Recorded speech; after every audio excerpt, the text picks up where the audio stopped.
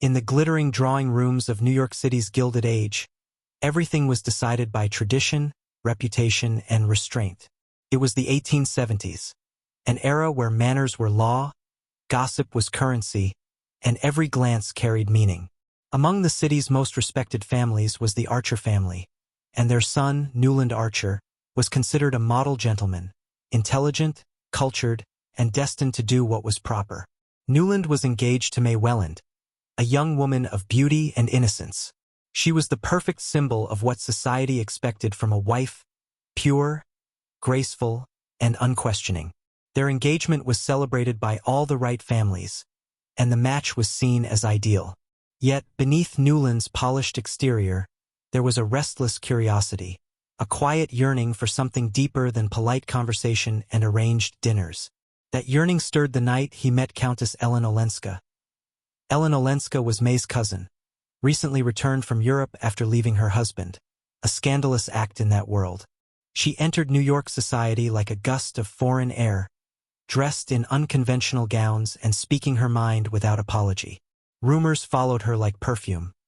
Whispers of infidelity, of her defiance of the aristocratic Count Olenski, of a woman who dared to choose freedom over reputation. The city's drawing rooms buzzed with disapproval. But when Newland first saw her, standing in her grandmother's box at the opera, her face pale yet alive with intelligence, he felt the fragile fabric of his world shift. First, he pitied her. He told himself he wanted to defend her from society's cruelty, to help her regain her place. But as days passed, he realized that it was not pity driving him. It was fascination. Ellen was everything Newland's world was not. Honest, fearless, and alive. Newland began to visit Ellen at her small, tastefully furnished house in an unfashionable neighborhood. There, far from the judgmental eyes of New York's elite, they spoke freely of art, of Europe, of freedom, and of the suffocating expectations that bound them both. Ellen listened to him with quiet intensity, her gaze steady and compassionate. For the first time in his life, Newland felt truly understood. Their friendship deepened into something unspoken yet undeniable. Ellen's laughter became his solace, her presence a quiet rebellion against the dull respectability of his engagement. He began to see May differently. Her innocence no longer seemed angelic but naive. He envied Ellen's courage, her refusal to live by other people's rules. One winter afternoon, as they sat before the fire, Ellen said softly, "We're so different, Newland. You're bound by everything I ran away from." He answered with a trembling voice, "Perhaps I want to run away too." The words hung between them like a confession. But duty was a powerful force. The more Newland tried to resist society, the tighter its grip became. When whispers spread that he was too often in Ellen's company, the families intervened. May's family urged her to advance the wedding date, fearing that Ellen's influence might ruin everything.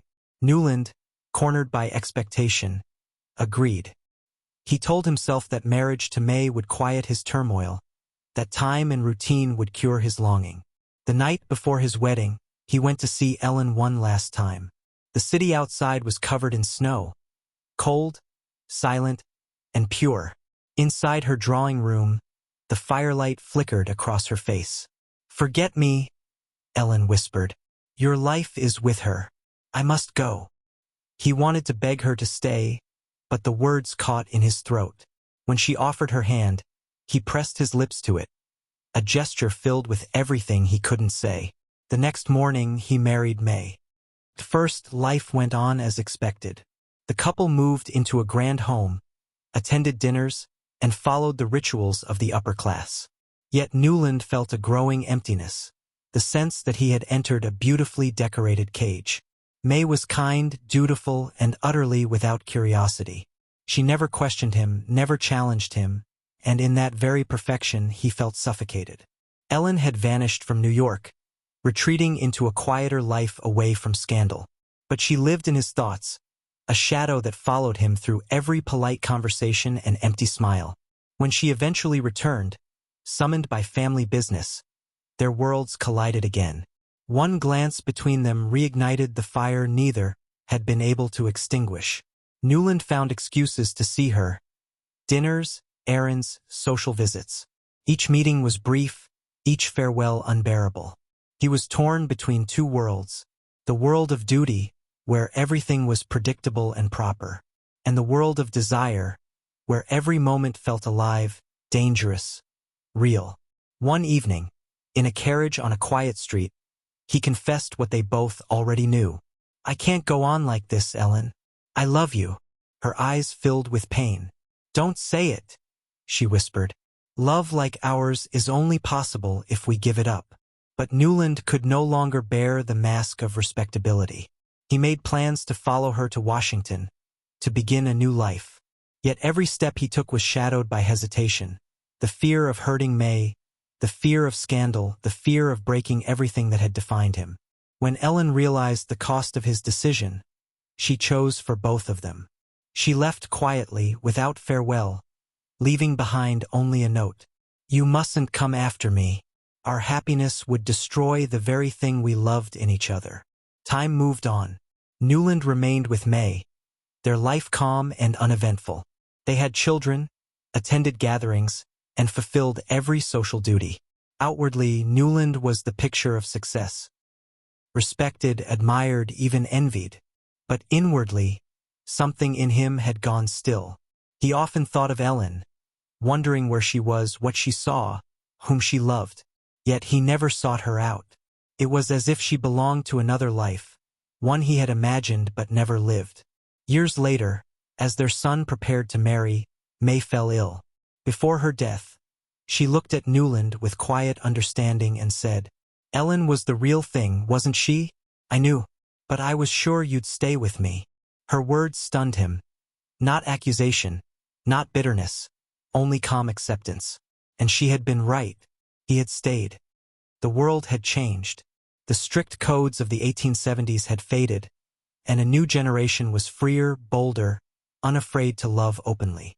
But Newland belonged to the Age of Innocence, a time when passion was silenced by propriety, and love was sacrificed to appearances. He had lived honorably but not fully. His heart had remained loyal to a dream, a woman who represented everything his world had forbidden. And though he never saw her again, Ellen Olenska remained the echo of his truest self, the life he might have lived, if only he had dared. Edith Wharton's The Age of Innocence is more than a love story. It's a portrait of a dying world, where appearance mattered more than truth. Newland and Ellen's love was doomed not by betrayal, but by the society that defined their boundaries.